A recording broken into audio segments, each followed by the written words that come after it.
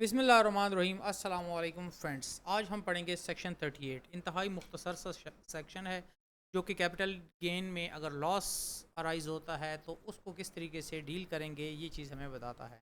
Reduction of losses in computing income chargeable to the tax under the head capital gain. Subsection 1. Subject to this ordinance in computing the amount of a person chargeable to tax under the head capital gains for a tax year. A deduction shall be allowed for any loss on disposal of capital asset by the person for that year. अब हम कर क्या रहे हैं कि किसी ख़ास साल के लिए एक पर्सन की income from capital gain calculate कर रहे हैं। अब उसमें अगर ऐसे होता है कि किसी ख़ास सिक्योरिटी को या किसी ख़ास एसेट को डिस्पोजल पे हमें लॉस होता है तो उसको क्या करेंगे भाई। जो भी लॉस होता है on disposal of capital property और कैपिटल एसेट तो उसकी डिडक्शन आपको अलाउ होती है, यानी कि आप उसको माइनस कर सकते हैं एज अ नुकसान।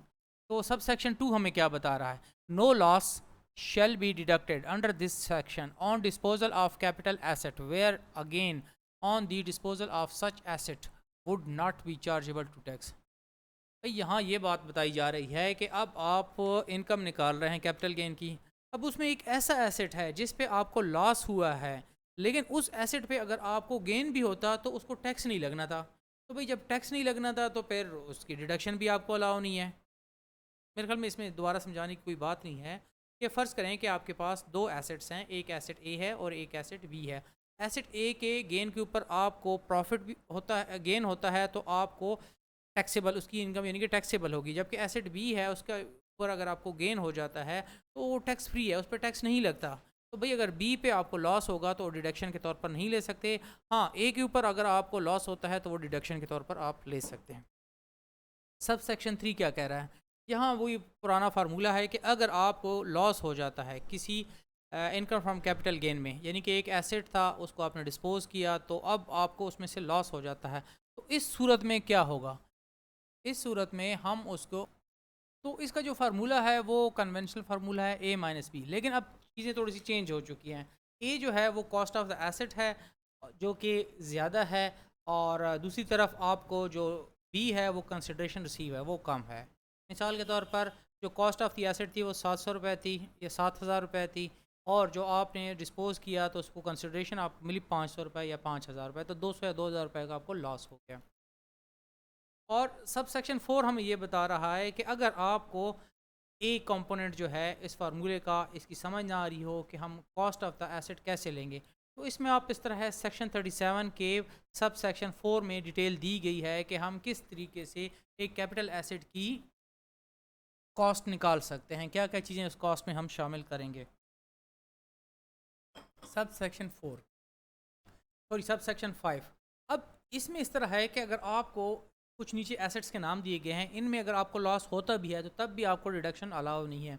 और अगर आप इन एसेट्स को ज़रा देखेंगे तो इसमें आपके पास एंटीक्स आ जाती हैं या कोई ऐसी चीज़ें आ जाती हैं जिनकी प्राइस को आप सही तरीके से जज नहीं कर सकते, या फिर जिनके डैमेज होने के या प्राइस गिरने के चांसेस बहुत ज़्यादा होते हैं। No loss shall be recognized under this ordinance on disposal of the following capital assets namely। अब ये जो एसेट्स हैं उनके ऊपर आपको डिडक्शन अलाउ नहीं होगा अगर इनके आप ऊपर लॉस भी हो जाता है। अ पेंटिंग, स्कल्पचर, ड्राइंग और other work of art, jewellery, rare manuscript, folio और बुक, अ पोस्टेज स्टैम्प और first day cover, a coin, medallion and antique. तो इसमें आप देखेंगे पेंटिंग्स हैं, मुजस्मे वगैरह हैं, और इसके अलावा कोई ड्राइंग्स बड़े कीमती किस्म के होते हैं, या कोई भी वर्क ऑफ आर्ट हो, या फिर ज्वेलरी हो। अब ज्वेलरी में देखो गोल्ड की कीमत तो चलो ठीक है वो है, मतलब उसको इजीली आप असर्टेन कर सकते हैं, लेकिन अब ज्वेलरी में ये हो जाता है कि अब हो सकता है किसी आपने ऐसे ज्वेलर से बनाए हो जिसकी कीमत जो है ना आप सही तरीके से मतलब वो मार्केट वैल्यू को शो ना कर रहा हो, तो उसके बाद फिर यह है मतलब इंट्रिंसिक वैल्यू कम होगी लेकिन उस आर्ट की वजह से उसकी कीमत बहुत ज़्यादा बढ़ जाती है। उसके बाद फिर ये है कि आपके पास कोई मुसव्वदा है, कोई बहुत पुराना मतलब न्यूटन है शायद जो पहली किताब लिखी हो, ये सारी इसी तरह होती हैं, या बुक्स वगैरह जो होती हैं इनकी कीमतें भी कुछ स्टेबल नहीं होती हैं। और इसके अलावा आपके पास स्टैम्प वगैरह हैं, और जो होते हैं बुक का जो फर्स्ट हिस्सा होता है मतलब फर्स्ट बुक का जो पीस होता है, और इसके अलावा कोई सिक्के वगैरह हैं, मेडेलियन भी इसी तरह के होते हैं पुराने ज़माने के जो सिक्के होते हैं, या कोई एंटीक पीस है। अगर इनको आपने महंगा ख़रीदा है, सस्ते में ये बिके हैं, तो अब आपको वैसे तो लॉस हो चुका है, लेकिन आप इसको एज अ डिडक्शन नहीं क्लेम कर सकते, because this law does not allow you. इसके साथ ही ये इनकम फ्रॉम कैपिटल गेन हमारा ख़त्म हो गया, और फिर हम पढ़ेंगे इनकम फ्रॉम अदर सोर्सेज।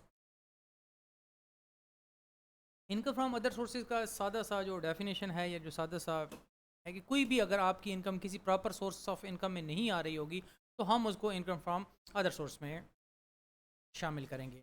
बहुत इंपॉर्टेंट सेक्शन है, इसको बिल्कुल आपने ऐसे नहीं समझना कि ये शायद कोई बची कुची इनकम है। इसमें बहुत इंपॉर्टेंट चीज़ें होती है, बल्कि मैं तो अगर आप बताऊं कि पिछले 3-4 महीने में जिस सोर्स को सबसे ज़्यादा हमने टैक्स किया, that was income from other source. ये जब आगे जाके आप पढ़ेंगे तो आप देखेंगे कि ये क्या क्या चीज़ें इसमें शामिल हैं। ठीक है? तो आज के लिए इतना काफ़ी। अल्लाह हाफिज़।